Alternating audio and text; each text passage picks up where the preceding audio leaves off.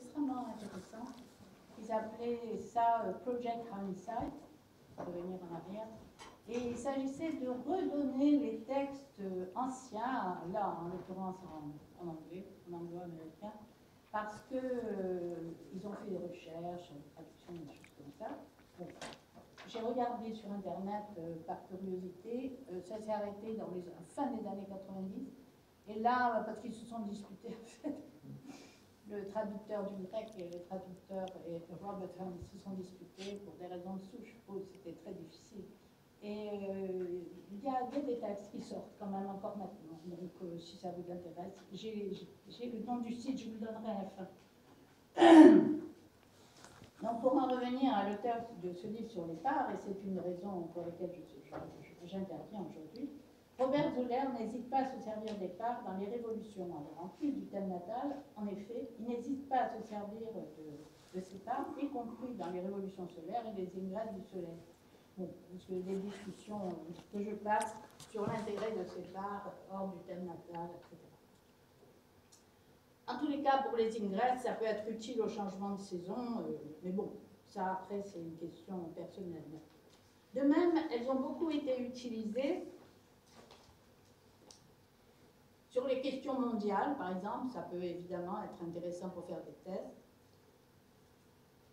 Mon opinion à moi, c'est que dans chaque étude, il y a des techniques qui sont plus appropriées que d'autres. C'est-à-dire, bon, hein, quand on fait de l'astrologie, bon, bah, on voit qu'une fois qu'on a regardé le cadre, on voit qu'il y a certaines techniques qui sont plus intéressantes. Dans ce livre, donc ce livre toujours de Robert Zoller, il donne une traduction d'un astrologue du XIIe, XIIIe siècle, je crois, qui s'appelle italien, qui s'appelle Guido Bonatti, et qui a donc écrit quelque chose sur les parts. C'est très très important à l'époque ancienne, c'est vraiment très important. Alors, je vous ai dit tout à l'heure qu'il y a les parts des planètes, les parts des maisons, etc., la part du miel, la part des fèves, la part du vin, la part des avocats, enfin, je sais pas, on peut improviser à loisir. Et il y a une des parts de la maison 1 dont je vais vous parler 2 minutes. Il s'agit de celle qu'on appelle la part d'Ileg. L'Ileg, c'est un terme arabe qui identifie ce qu'on pourrait appeler la racine de vie. Et la part d'Ileg peut nous donner des renseignements absolument intéressants sur le style de vie. Et les anciens s'en servaient beaucoup pour trouver la date du décès. Disons, pour être moins triste, de la longueur de vie. Donc ça aussi, c'est des renseignements relativement faciles à trouver. Sans détailler, nous rappelons ici quelques formules utilisées pour parler du calcul des parts. Alors, Robert Zoller, l'astrologue dont je vous parle, lui dit extraction des parts, ce qui est le mot ancien. Bonatti, l'italien, utilise une formule de genre pour savoir, alors je vous cite aussi, s'il y aura une chasse, enlever le nœud nord du lieu de Saturne et projeter à partir de l'ascendant, et là, où finit le nombre, sera la part. Je cite cet exemple parce que c'est une utilisation du nœud nord que je ne connaissais pas. L'astrologue ancien du IIIe siècle, Paulus Alexandrinus, lui utilise des formules du genre.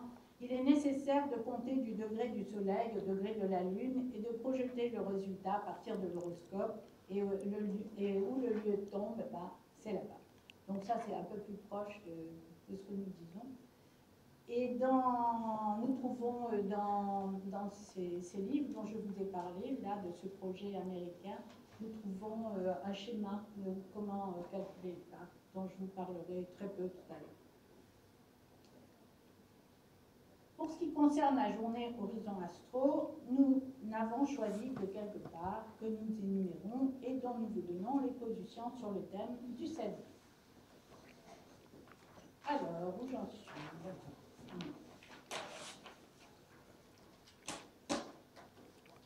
Ceci dit, bien que nous ayons parlé des parts familiales, je vous en ai parlé ou pas? Non, pas du tout. Si, j'en ai pas parlé? Donne des formules.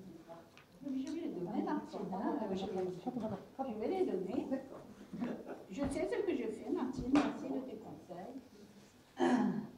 Ceci dit, bien que nous devions parler des parts familiales, c'est-à-dire la part du père, de la mère, des enfants, que vous connaissez sans doute. Les parts dont nous allons parler, et présentées ici sur le thème, sont la part de divinité, dont la formule est la suivante. Ascendant plus soleil moins lune. La part d'audace, qui est liée à Mars, qui est ascendant plus part de fortune moins Mars. Part de complétude, qui est ascendant plus Jupiter moins la part de divinité. Et la part d'exaltation de la nativité, ascendant plus 19 degrés du Bélier, c'est son degré d'exaltation, moins le soleil. Nous avons laissé la part de fortune de côté, car elle est bien trop connue et souvent analysée, et nous constatons que les parts choisies relèvent essentiellement des deux luminaires, et s'y ajoutent Mars et Jupiter et le degré d'exaltation du Soleil, qui est le Soleil aussi. Le choix de ces parts concerne également des facteurs qui nous ont semblé importants par rapport à une journée de réflexion sur les différents arts que nous pratiquons, et en premier lieu sur celui de l'écriture, de l'audace et de l'achèvement d'un magazine en particulier. Alors, je vais vous donner les parts, les autres formules de parts, et je vais vous donner leur position. Donc, j'ai tout.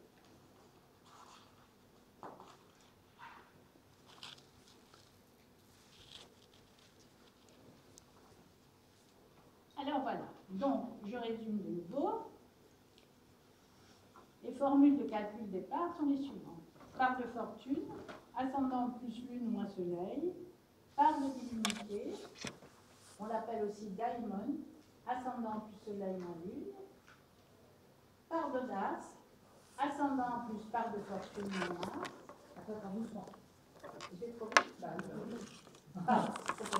Part de fortune, ascendant plus lune moins soleil, part de divinité. T'as le temps d'écrire ça? Plus soleil, moins lune. Part d'audace.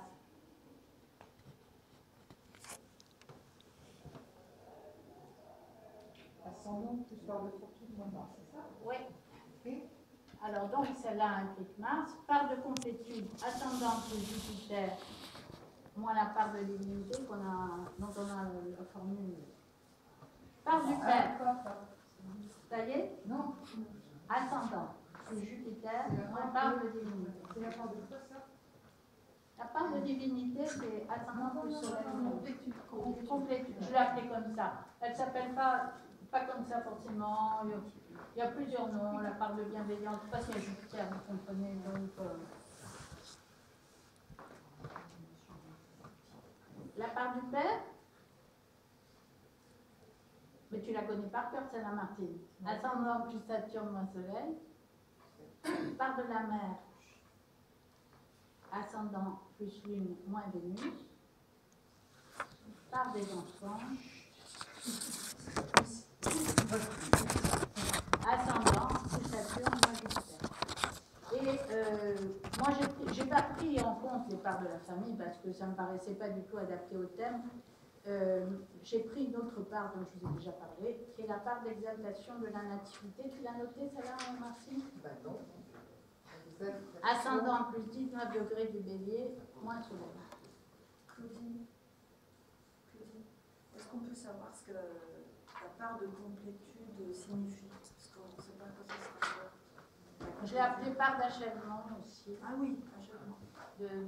Mais bon, si tu veux, ça c'est une opinion personnelle, hein, si tu veux, bon, les parts, c'est adapté au thème que tu regardes finalement. Hein. Mais c'était mon complétude. Ouais, excusez-moi. Complétude, ça peut être aussi bien réussir soi-même qu'avoir une super carrière. Pour moi, hein, je dis comment j'interprète Jupiter là.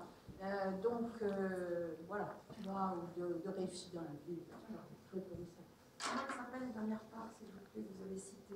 Exaltation, la dernière. Ascendant 19 bélier, c'est quoi?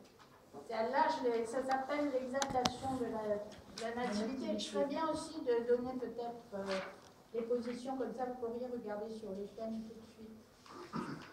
Alors attends, il faut que j'en retrouve, Martine. J'ai rangé mes papiers. Donc, très bien. Alors, Part d'exaltation de la nativité, ascendant, plus 19 degrés du bélier, moins le soleil. De toute façon, je veux dire, avec cette planète, 12 maisons, et bon, même si on ajoute beaucoup de choses, finalement, c'est les mêmes choses qui se retrouvent en jeu. Je veux dire, après, bon, c'est une question de position, après, et de relation avec les autres éléments du thème. C'est ça l'astrologie, je veux dire, c'est une combinatoire, c'est pas un endroit ou c'est pas une technique, ou enfin, comme vous prenez des cours d'astrologie, je pense que vous savez tout ça, quoi, donc j'insiste pas là-dessus. Donc j'en étais peut-être à ma page 7, avant l'interruption. Donc voilà.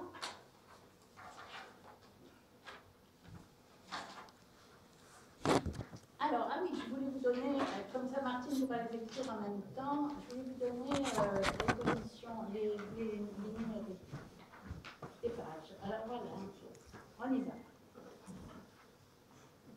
Alors, la part de fortune, 28 degrés des Gémeaux. Comme ça, vous pouvez regarder sur le thème en même temps. La part de divinité ou d'alimone. Ah oui, j'ai oublié de dire quelque chose, c'est que moi, j'arrondis toujours les parts, les chiffres à un degré, au degré supérieur. Parce que comme je travaille beaucoup sur les degrés symboliques, c'est la méthode de M. Rudyard. Donc, part de divinité, 17 degrés du lion. Part d'audace, 18 degrés du lion. Part de complétude, 21 degrés du cancer. C'est bon? Non. Part de paix. Je te la coupe 2 secondes. Ouais. Je te la coupe.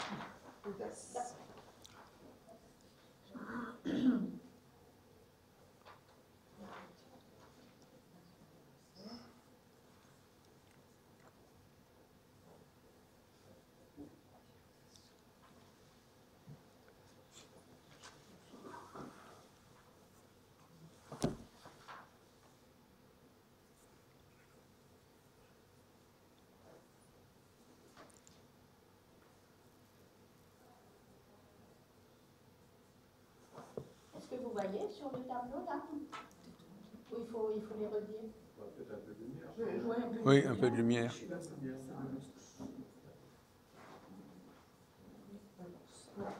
Merci.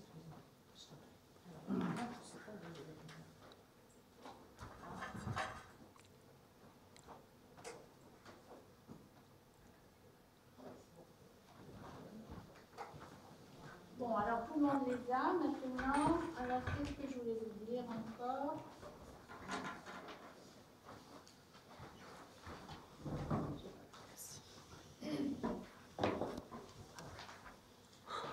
Donc, je voulais vous citer le nom de le livre exactement, qui peut-être se trouve encore.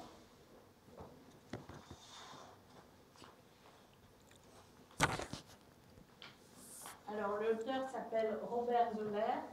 Il faut que j'écrive. Tu fais ça pour moi, Martine, merci.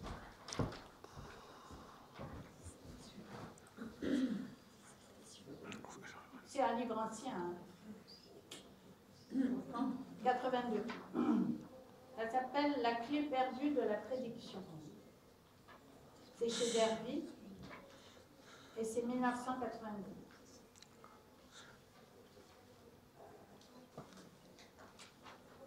Et bien entendu, ça a été traduit de l'américain. Il avait écrit ça en 80. J'en profite pour vous donner quelques autres titres, rapidement. Si ceux que ça intéresse, vous pourrez me demander après les références exactes. C'est pas la peine que je vous bon, je crois pas, hein, parce que, bon, il y a un très, très vieux livre du 19e siècle qui s'appelle Histoire de la divination dans l'Antiquité. Mais il y a un très, très gros chapitre sur l'astrologie d'un certain Boucher-Leclerc. Et si vous tapez sur Internet Auguste Boucher-Leclerc, vous avez tout ce que vous voulez. Il y a le livre que j'ai cité tout à l'heure, c'est-à-dire le livre de Robert Hand, Les planètes en transit, il a fait ça sur les cycles, là aussi.